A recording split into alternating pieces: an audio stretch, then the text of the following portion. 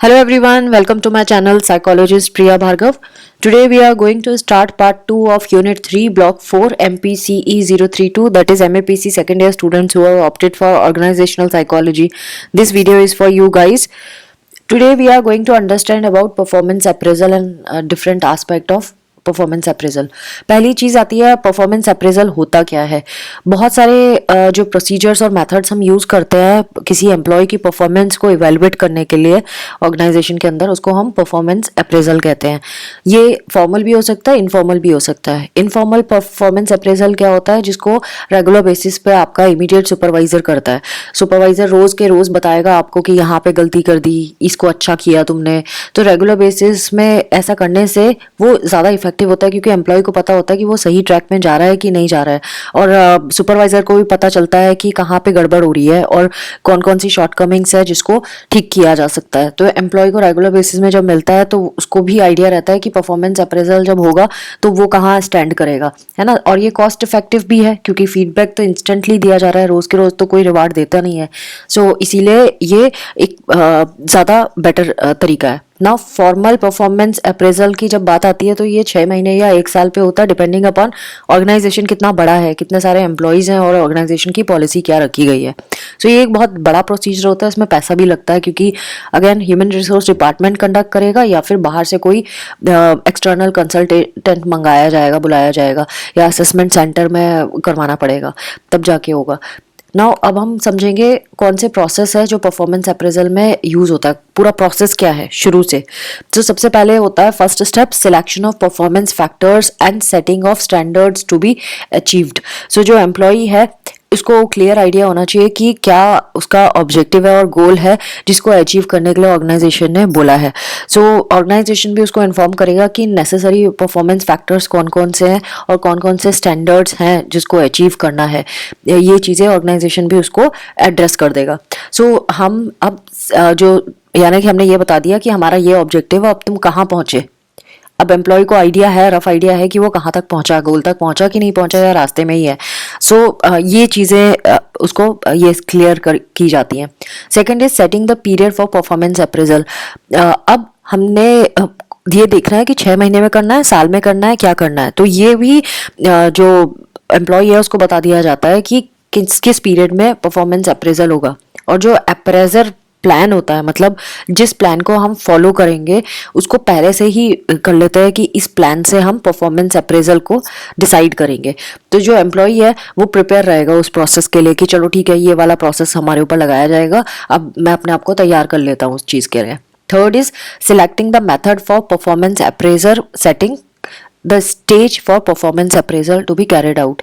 अब हमें मेथड ढूंढना है कि परफॉर्मेंस अप्रेजल का मेथड कौन सा हम यूज़ करेंगे। बहुत सारे मेथड्स हैं जो अब हम आगे पढ़ेंगे, जैसे जैसे चैप्टर आगे बढ़ेगा तो इनमें से कोई मेथड यूज़ किया जाता है, सिलेक्ट किया जाता है, और वो मेथड होता है, वो डिपेंड करता है कि ऑर्गेनाइजेशन का साइज़ कितना है, कितने लोग काम करते हैं वहाँ पे, एंड देन ऑर्गेनाइजेशन का बजट क्या है और किस तरह से वो कैरी करेंगे इस चीज़ को, मेथड को।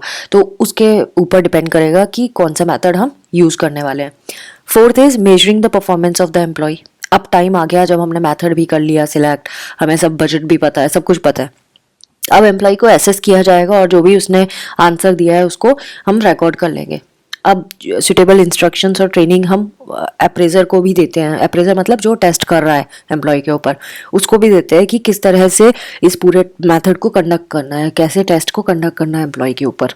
Fifth is communication of the results of performance appraisal और गिविंग फीडबैक। अब जब हम एम्प्लॉय को ये बताते हैं कि भाई क्या रिजल्ट रहा, हम आपको कितना अप्रेजल देंगे कि नहीं देंगे, पूरा फीडबैक जो है उसको एक सिस्टमैटिक मैनर में बताना चाहिए। ऐसा नहीं कि एम्प्लॉय एकदम डिमोटिवेटेड हो जाए जैसे नेगेटिव चीज़ सुने, या पॉजिटिव इतना भी एक्साइट करके नहीं बताना है कि दूसरे एम्प्लॉयज़ को कॉम्प्लेक्स फील होने लगे।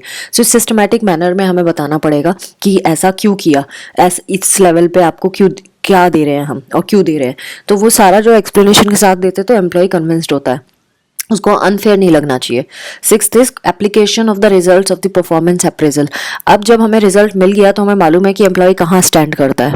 अब उसके लेवल को हम यूटिलाइज करेंगे, फर्दर जो स्ट्रेटजीज हम बनाएंगे उसको कैसे हमें इंटरवेंशन करना है उसको कैसे इम्प्लीमेंट करना है। सो उसके ऊपर हम रिजल्ट के बेसिस पे एक्शन लेंगे। Next is benefits of performance appraisal. अब परफॉर्मेंस अप्रेजल किया है तो उसके फायदे भी तो होंगे, तभी तो सोचा है ऑर्गेनाइजेशन ने कि परफॉर्मेंस अप्रेजल करना है। सो फर्स्ट है, एम्प्लॉय को ज़्यादा पता चल जाता है खुद के बारे में कि उसके परफॉर्मेंस कैसी रही, उसकी स्ट्रेंथ्स और वीकनेसेस कहाँ पे है, और कौन कौन से नेसेसरी स्टेप्स या मेजर्स है जो वो ले सकता है अपनी स्ट्रेंथ्स को एनहांस करने के लिए और अपनी वीकनेसेस से डील करने के लिए। सेकंड जो बेनिफिट होता है परफॉर्मेंस अप्रेजल का, वो ये होता है कि एम्प्लॉय को ज़्यादा अंडरस्टैंडिंग हो जाती है कि उसका ऑर्गेनाइजेशन में रोल क्या है और ऑर्गेनाइजेशन उससे क्या एक्सपेक्ट करता है, किस तरह का काम एक्सपेक्ट करता है, और उस हिसाब से फिर वो प्लान कर सकता है कि वो एक्सपेक्टेशंस को मीट कर सके। थर्ड जो फायदा होता है परफॉर्मेंस अप्रेजल का, वो है एम्प्लॉय मोटिवेटेड फील करता है, उसको ज़्यादा जॉब सेटिस्फेक्शन होता है, उसको सेल्फ कंसेप्ट के बारे में पता चलता है कि वो किस तरह से खुद के बारे में सोचता है, ऑर्गेनाइजेशन से क्या पता चल रहा है उसको कि वो कहाँ स्टैंड करता है। फोर्थ इज जब भी हम ये परफॉर्मेंस अप्रेजल करते हैं तो ये एम्प्लॉय और उसके इमीडिएट जो सुपरवाइजर है उनको एक अपॉर्चुनिटी दे देता है कि वो डिस्कस करे कि वर्क रिलेटेड प्रॉब्लम्स कहाँ आ रही हैं, क्योंकि परफॉर्मेंस उसने जैसा किया है तो कहीं ना कहीं सुपरवाइजर का भी हाथ होता है उसमें, सुपरवाइजर कहीं कुछ मिस आउट तो नहीं कर गया। तो इसीलिए दोनों बैठ के डिस्कस करते हैं प्रॉब्लम के बारे में और उस प्रॉब्लम को कैसे ओवरकम करना है इसके बारे में भी। फिफ्थ इज ये एक एम्प्लॉय को प्लेटफॉर्म भी देता है जहां वो एक्सप्रेस कर सकता है और डिस्कस कर सकता है कि उसके गोल्स क्या हैं, वो क्या क्या एस्पायर करता है और ऑर्गेनाइजेशन उसको किस तरह से सपोर्ट कर सकता है इस चीज़ में। सिक्स्थ, ऑर्गेनाइजेशन को भी पता चल जाता है कि किसी एम्प्लॉय की वीकनेस या स्ट्रेंथ क्या है और उसके बेसिस में फिर वो डिसीजन ले सकता है ऑर्गेनाइजेशन कि कैसे उसको प्रमोशन दिया जाए, किस बेसिस पे उसको अगर डिमोशन करना है तो क्यों करना है, या उसको कहीं और ऑर्गेनाइजेशन के डिपार्टमेंट में भेजना है क्या, ट्रांसफ़र वगैरह। सो वो भी इससे पता चल जाता है। सेवेंथ इज जो ह्यूमन रिसोर्स डिपार्टमेंट है वो कुछ ट्रेनिंग प्रोग्राम सेट कर सकते हैं, कैरियर डेवलपमेंट प्रोग्राम भी ऑर्गेनाइज कर सकते हैं उन लोगों के लिए जिनकी परफॉर्मेंस में कुछ उन्हें गड़बड़ दिखाई दी है, या सबके लिए कि वो और बेटर कर सके इसीलिए। एट्थ इज जो रिजल्ट परफॉर्मेंस अप्रेजल का आता है वो हेल्प करता है ऑर्गेनाइजेशन को भी कि ओवरऑल वो कैसे परफॉर्मेंस को इम्प्रूव करवाए, सबकी एम्प्लॉयज़ की भी और खुद की ओवरऑल ऑर्गेनाइजेशन की भी डेवलपमेंट हो इससे। Next is constraints experience during performance appraisal. ज़रूरी नहीं है परफॉर्मेंस अप्रेजल इतना स्मूथ हो जितना हमने अभी तक पढ़ा, हो सकता है इसमें बहुत सारे कॉन्स्ट्रेंट्स हों। कौन कौन से कॉन्स्ट्रेंट्स आ सकते हैं उसको हम समझेंगे। Number one, negative organisational culture. अगर ऑर्गेनाइजेशन में कल्चर सही नहीं है, यानी वो परफॉर्मेंस अप्रेजल को वैल्यू ही नहीं करते हैं और उसको ठीक से प्रमोट भी नहीं किया जा रहा, सो जो भी फीडबैक मिलेगा ना उसको सही से लिया नहीं जाएगा। तो नेगेटिव जो एटीट्यूड आ जाता है परफॉर्मेंस अप्रेजल की तरफ, क्यों आ जाता है? क्योंकि पास्ट एक्सपीरियंसेस एम्प्लॉयज़ के ऐसे रहे हैं, वो ऐसा समझते हैं कि जो परफॉर्मेंस अप्रेजल था वो फेयर नहीं था, वो उसमें सीरियसनेस नहीं थी, मैनेजमेंट ने सीरियसली नहीं काम किया, उसको देखा नहीं कि भाई सही से कैसे इवेलुएट करेंगे, किस तरह से किसको रिवार्ड देंगे, कुछ भी चीज़ें सही से नहीं हुई। तो ये नेगेटिव ऑर्गेनाइजेशनल कल्चर अगर है तो फिर ये सक्सेसफुल नहीं हो सकता। Second, lack of willingness on the part of employees. हो सकता है एम्प्लॉयज़ पार्टिसिपेट करना ही नहीं चाहते क्योंकि उन्हें डर लगता है कि कहीं वो परफॉर्मेंस अच्छी नहीं करेंगे तो क्या होगा, और नेगेटिव अगर फीडबैक आया इससे तो फिर उनका क्रिटिसिज्म होगा, लोग उनका मजाक उड़ाएंगे, लोग उनको जज करेंगे। सो इससे भी वो डरते हैं कि रिजल्ट में कुछ ऐसा ना निकल आए, कहीं ऐसा ना हो कि वो लोग उनको अब इतना इज्जत ना दें। तो इसीलिए वो रेजिस्ट करते हैं पूरे प्रोसेस को और कमिट नहीं करते। कुछ लोग एब्सेंट हो जाते हैं, परफॉर्मेंस अप्रेजल के लिए आते ही नहीं है। Third is apprehensions. बहुत सारे डाउट्स होते हैं एम्प्लॉयज़ के अंदर परफॉर्मेंस अप्रेजल के आउटकम को लेकर। उनको चिंता लगती है कि अगर आउटकम गलत आया और उनको डिमोट कर दिया, अगर उनको जॉब से निकाल दिया, तो इस वजह से भी वो इंटरेस्ट नहीं लेते हैं। Fourth is lack of proper procedure. Suppose जो HR है उसने ढंग से इम्प्लीमेंट ही नहीं किया परफॉर्मेंस अप्रेजल, उसको ठीक से कंडक्ट ही नहीं किया क्योंकि एडिक्वेट प्लानिंग नहीं की थी। सो वो फेयर रिजल्ट तो आएगा ही नहीं, फेयरली अडॉप्ट ही नहीं किया पूरा प्रोसेस, तो भी ऐसा होता है। And then fifth is role and goal ambiguity. पता ही नहीं है एम्प्लॉयज़ को कि वो क्या, उनको क्या गोल है ऑफिस में, ऑर्गेनाइजेशन में उनको क्या काम करना है, उनका क्या रोल है और कौन से गोल को अचीव करना है। जब उनको क्लैरिटी नहीं है तो परफॉर्मेंस अप्रेजल को कैसे करेंगे। अब उसमें भी तो यही चेक करते हैं कि उनको अपने जॉब के बारे में कितनी क्लैरिटी है।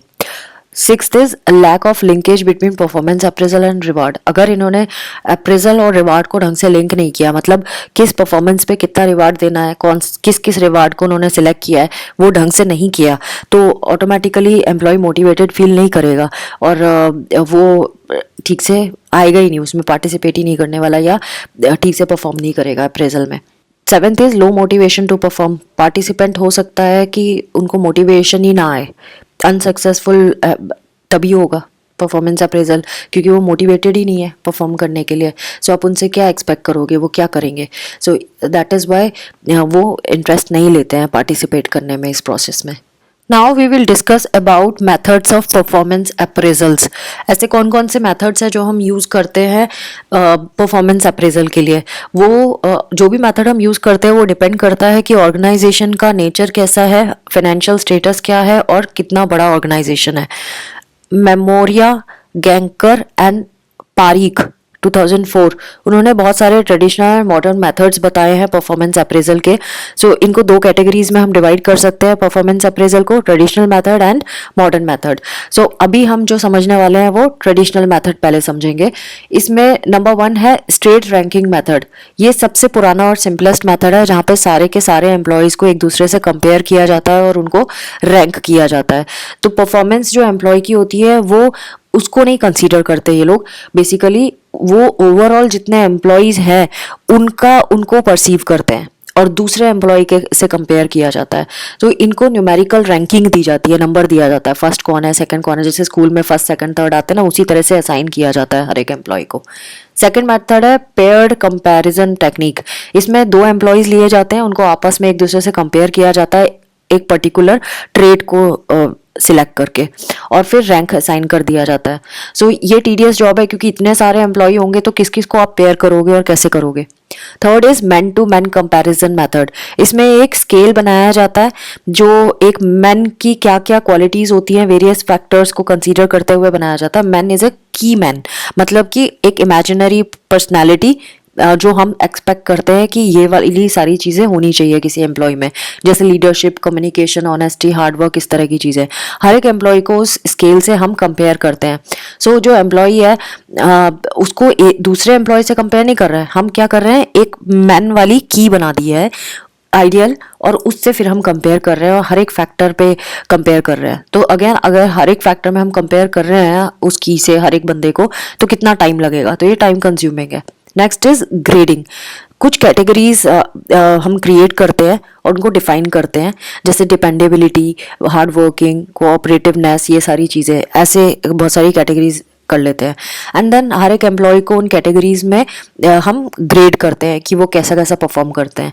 तो जो ग्रेडिंग होती है वो ABCDE इस तरह से होती है, और A मतलब एक्सीलेंट, B मतलब गुड, C मतलब एवरेज, D मतलब पुअर, E मतलब वेरी पुअर, इस तरह से और एम्प्लॉयज़ को प्रोवाइड कर दी जाती है। Fifth is forced choice description method. इसमें फ्रेजेस प्रिपेयर किए जाते हैं और उसमें से जो इमीडिएट सुपरवाइजर होता है ना या इमीडिएट सुपीरियर होता है, उन फ्रेजेस में से चूज करता है एम्प्लॉय क्या कर रहा है, कैसा कर रहा है। तो जैसे अंडर प्रेशर, इसके 4 ऑप्शन है, एम्प्लॉय क्या कर सकता है। ये एक एग्जाम्पल बताया है, the person is able to manage pressure and function at his और her best. Second, seeks help and support of others. Third, performance reduces drastically. Fourth, experiences stress and tries to avoid work. So इन चारों में से अब क्या हुआ, 4 ही option है। अब superior कोई एक्स्ट्रा कुछ नहीं बता सकता, उसको 4 में से एक ही डिसाइड करना पड़ेगा। तो इन 4 में से एक को चूज करके बता देगा कि एम्प्लॉय क्या किस तरह से परफॉर्म कर रहा है। तो ये सुपरवाइजर सिलेक्ट तो कर लेगा फ्रेजेस और ऑप्टिमली एम्प्लॉय के बारे में कुछ ना कुछ बता ही देगा, लेकिन इसमें पर्सनल बायसेस भी हो सकते हैं। सपोज सच है A और वो बता रहा है C उसके लिए, क्योंकि उसके ठीक टर्म्स नहीं है उस एम्प्लॉय के साथ, तब क्या होगा फिर। इसीलिए इसमें ट्रेन टेक्नीशियन भी हम यूज़ करते हैं, जिसमें वो स्टेटमेंट इस तरह के डालता है कि किसी को पता ना चले कि इनमें से सही कौन सा होगा, इस तरह से भी डाल सकते हैं। तो ट्रेन टेक्नीशियन को इस तरह के स्टेटमेंट डेवलप करेंगे हर ऑक्यूपेशनल ग्रुप के लिए, क्योंकि अलग अलग जॉब होते हैं सबके, तो अलग अलग तरह के स्टेटमेंट डालने पड़ेंगे। Sixth is checklist. बहुत सारे क्वेश्चंस होते हैं, स्टेटमेंट्स होते हैं, उनको क्रिएट किया जाता है और फिर उसका जो आंसर होता है उसको येस और नो में ही देना पड़ेगा। इस बेसिस पे ये टेस्टिंग होती है। सेवेंथ इज जो लास्ट है, फ्री फॉर्म एसे मेथड। इसमें ओपन एंडेड क्वेश्चंस होते हैं और जो अप्रेजल होता है वो इमीडिएट सुपरवाइजर करता है। इमीडिएट सुपरवाइजर एक पैराग्राफ लिख सकता है सबऑर्डिनेट के बारे में, कैसे लिख सकता है, डिस्क्रिप्शन मैनर में बता सकता है कि वो कैसे परफॉर्म करता है। तो ये एक तरह का क्वालिटेटिव अप्रोच है, लेकिन इसमें भी बायसेस आने का खतरा है, क्योंकि अगर सुपरवाइजर से टर्म अच्छे नहीं है तो वो कुछ गड़बड़ भी लिख सकता है। सो सिंगल क्राइटेरिया नहीं है कोई इवेल्युएशन का जो बेटर होगा। इस मेथड के कुछ डिसएडवांटेजेस भी हैं, जैसे कि जो मैनेजर और इमीडिएट सुपरवाइजर होते हैं उन्हें एडिक्वेट ट्रेनिंग देना ज़रूरी है अप्रेज करने की, एम्प्लॉयज़ को किस तरह से करना है। और रेटर बायसेस का खतरा रहता है, यानी कि अगेन जैसे जो टर्म्स है उसके एम्प्लॉय के साथ वो इंटरफेयर करेंगे ओवरऑल प्रोसेस में। अप्रेजर्स की पर्सनालिटी पे भी डिपेंड करता है। कई लोग बड़े लीनियंट होते हैं, है ना, सबको ओके कूल चिल ऐसा बोलते हैं। कुछ बड़े स्ट्रिक्ट होते हैं, काम करो, ये करो, टाइम पे आओ, इस तरह के।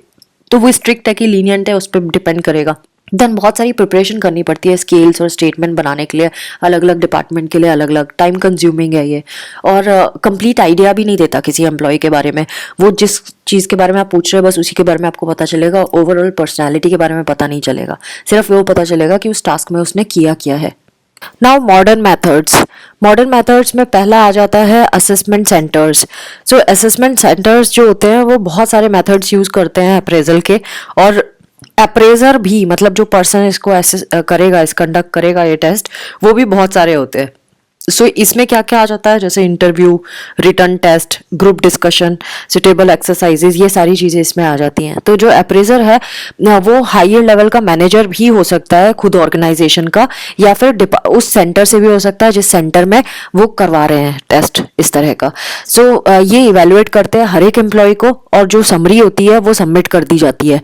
अब जो असेसमेंट सेंटर्स होते हैं ना, अगर वो ऑर्गेनाइजेशन के बिहाफ में काम कर रहे हैं या एक्सटर्नल एजेंसी को हायर किया है इस पर्पस के लिए, तो वो भी हम कर सकते हैं वैसे। सो जो असेसमेंट सेंटर्स होते हैं वो जब ये टेस्ट करते हैं तो उसमें बायसेस की चांसेस कम हो जाती हैं, क्योंकि बाहर के लोग हैं, उनको नहीं पता कि एम्प्लॉय क्या कर रहा है। सो जो टेस्ट किया जाएगा उसी के बेसिस पे वो रिजल्ट बताएंगे। अगेन लेकिन एक ड्रॉबैक ये है कि ये बहुत कॉस्टली भी हो सकते हैं असेसमेंट सेंटर्स, इसमें इनको ज़्यादा पैसा देना पड़ जाता है। अंदर के होंगे ऑर्गेनाइजेशन के तो वो काम तो अच्छा करेंगे और पैसे भी नहीं देने पड़ेंगे, लेकिन उनका खुद का पर्सनल काम भी इम्पैक्ट होता है उस पर।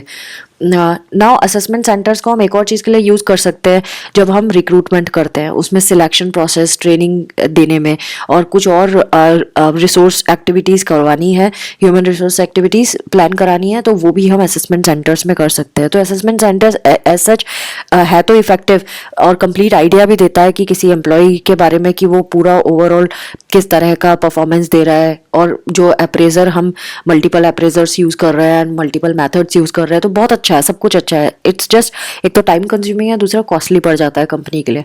अगर सपोज जैसे मैंने बताया कि कंपनी के मैनेजर्स इन्वॉल्व है, सुपीरियर्स इन्वॉल्व है, तो फिर वो उनका वर्क पे असर पड़ेगा, वर्क सफ़र करेगा, क्योंकि वो कहीं और लगे हुए हैं। तो उनको ऊपर से ट्रेनिंग भी देनी पड़ेगी कि भाई किस तरह से अप्रेजल करना है। ये दो चीज़ें आ जाती हैं। फिर ये भी इम्पॉर्टेंट है कि हमें फोकस करना होगा कि गोल क्या है, किस गोल के लिए हम ये टेस्ट कर रहे हैं, अप्रेजल क्यों हो रहा है, और उसको क्लियरली एम्प्लॉय को भी बताना पड़ेगा कि एम्प्लॉय को कि हमारा गोल ये है, हम इसीलिए अप्रेजल कर रहे हैं, और उसको सो दैट वो ज़्यादा कमिटेड रहे जब वो टेस्ट करेगा, और टॉप मैनेजमेंट वाले भी इस बारे में श्योर हों। Next second method is 360 degree performance appraisal. ये अप्रेजल को 360 डिग्री इसलिए बोलते हैं क्योंकि ये टेस्ट ना सिंगल पर्सन के ऊपर जब हम कर रहे हैं तो ये बहुत सारे लोगों से उस पर्सन के बारे में टेस्ट करवा रहे हैं। हम सुपीरियर से, सबऑर्डिनेट से, पीयर्स और वो एम्प्लॉय खुद, ये सारे के सारे इस टेस्ट को परफॉर्म करेंगे, अप्रेजल मेथड को यूज़ करेंगे। तो जो डाटा इन सबसे कलेक्ट होगा डिफरेंट पार्टीज से, तो हमें सुटेबल फीडबैक मिल पाएगा उस एम्प्लॉय के बारे में। तो इस सेल्फ असेसमेंट से एम्प्लॉय को ये भी पता चलेगा कि उसमें क्या स्ट्रेंथ्स है और क्या वीकनेसेस है। उसके अलावा एक और इसका ड्रॉबैक ये समझ में आ रहा है कि पर्सनल बायसेस हो सकते हैं, उसके जो राइवल्स हैं वो उसके बारे में नेगेटिव बता सकते हैं, कुछ उल्टा बोल सकते हैं। सो जो एम्प्लॉई है मे बी वो इजीली इस मेथड को सही ना समझे, उसको चिंता रहेगी कि अगर नेगेटिव फीडबैक आ गया उसके सबॉर्डिनेट या फिर पीयर्स से तो क्या होगा। तो एक सूटेबल कम्युनिकेशन ज़रूरी है, क्लैरिफिकेशन और ट्रेनिंग की ज़रूरत है इस प्रोसेस के बारे में, और तभी ये स्मूथली हम इम्प्लीमेंट कर सकते हैं, नहीं तो नहीं होगा। Third is management by objectives. ये पीटर डकर ने किया था, ये सबसे पॉपुलर और बहुत मोस्ट इफेक्टिव मेथड माना गया है, क्योंकि इसमें हम क्या करते हैं, ऑर्गेनाइजेशन के गोल के बेसिस पे हम गोल को क्रिएट करते हैं डिपार्टमेंट में। हर एक ऑर्गेनाइजेशन के डिपार्टमेंट में आप गोल बता देते हैं कि इस डिपार्टमेंट का ये गोल है, इसका ये है। सो डिपार्टमेंट के गोल को जब के बेसिस पे फिर हम इंडिविजुअल एम्प्लॉय की पोटेंशियलिटी को चेक करते हैं उस डिपार्टमेंट में कि वो कितना पोटेंशियल कैरी करता है उस गोल को अचीव करने के लिए। इंडिविजुअल गोल को भी सेट किया जाता है। फिर जो इंडिविजुअल गोल जब एम्प्लॉय को पता चल गया कि उसका क्या गोल रहेगा उस डिपार्टमेंट में, फिर उसके साथ वो सुपीरियर्स डिस्कशन करते हैं इस गोल के बारे में। फिर एम्प्लॉय को सुपरवाइज किया जाता है किस तरह से वो प्रोग्रेस कर रहा है, गोल तक कैसे पहुंच रहा है, और अगर उसको किसी हेल्प या सपोर्ट की ज़रूरत है तो वो प्रोवाइड की जाती है। कहीं प्रॉब्लम या ऑब्स्टेकल्स आ रहे हैं एम्प्लॉय के रास्ते में तो उसको हेल्प किया जाता है, उसको गोल अचीव करने में और प्रॉब्लम को सॉल्व करने में। सुटेबल फीडबैक दिया जाता है टाइम टू टाइम एम्प्लॉय को। सो बहुत सारा इंटरेक्शन होता है, बहुत सारा डिस्कशन होता है, उसको प्रमोट किया जाता है डिस्कशन एंड इंटरेक्शन को। किसके बीच में होता है, एम्प्लॉय और उसके सुपीरियर के बीच में होता है। क्यों होता है, क्योंकि हम चाहते हैं कि ओवरऑल फंक्शनिंग जो है डिपार्टमेंट की वो बेटर हो, ऑर्गेनाइजेशन की परफॉर्मेंस बेटर हो, उसकी फंक्शनिंग बेटर हो। तो सुपीरियर्स बहुत अच्छा रोल प्ले करते हैं as a mentor, coach and counsellor का। और मेन फोकस यही होता है इस मेथड का कि गोल सेटिंग के अलावा पार्टिसिपेशन एंड फीडबैक भी दिया जाए। तो ये मेथड बहुत इफेक्टिव है इस वजह से, क्योंकि एम्प्लॉय भी मोटिवेटेड फील करता है कि भाई उसकी परफॉर्मेंस को देखा जा रहा है, उसको बताया जा रहा है, उसको कुछ सिखाया जा रहा है, कोई कॉन्फ्लिक्ट्स है तो उसको रिड्यूस हो रहे हैं, इसमें बेटर परफॉर्मेंस हो रही है, पार्टिसिपेशन इंक्रीज हो रहा है, role and goal ambiguity confusion नहीं है उसके बारे में, और जो भी रिडंडेंसीज है उसको रिड्यूस किया जा रहा है, बहुत सारी प्लानिंग को एनकरेज किया जाता है। तो प्रॉब्लम जल्दी से सॉल्व हो जाती है, टाइम भी यूटिलाइज होता है ढंग से गोल अचीव करने में, और वेस्ट नहीं होता।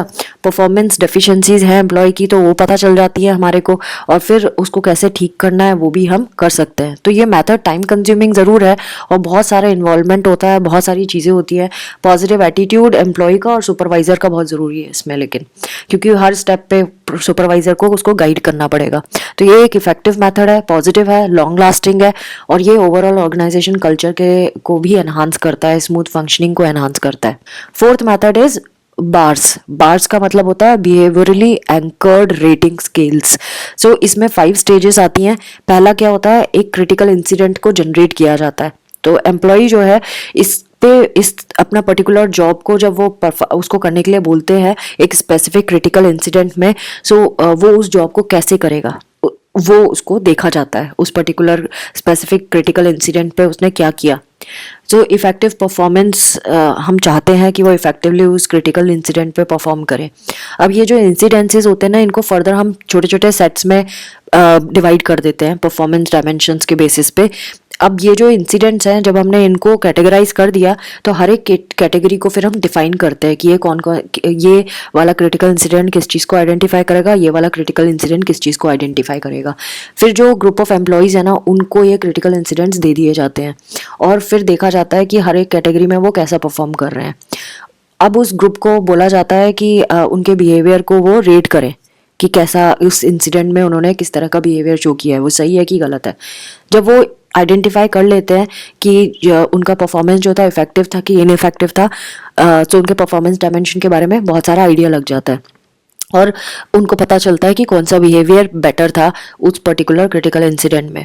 ये भी प्रोसेस थोड़ा टाइम कंज्यूमिंग है, एक्सपेंसिव भी हो जाता है, क्योंकि हर एक डिपार्टमेंट और के हिसाब से एक्यूरेटली प्लान करना पड़ता है, एक्सपर्ट करते हैं इसको, और एक स्टैंडर्ड सेट करना पड़ता है, स्टैंडर्ड यूटिलाइज करना पड़ता है, सुटेबल फीडबैक देना पड़ता है एम्प्लॉयज़ को।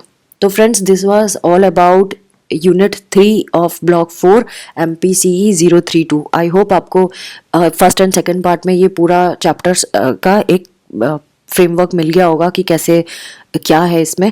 और अगर सेल्फ रीडिंग तो पक्का करना ही करना है। मैं अप्रिशिएट करूँगी अगर आप सेल्फ रीडिंग करें इसकी। और ई ज्ञान कोश की वेबसाइट से आप इसको डाउनलोड कर सकते हैं पूरे डॉक्यूमेंट को। सो keep on watching, do subscribe my channel and like and comment. Please share these videos with rest of the students. Thanks for watching. Take care of yourself. Bye bye.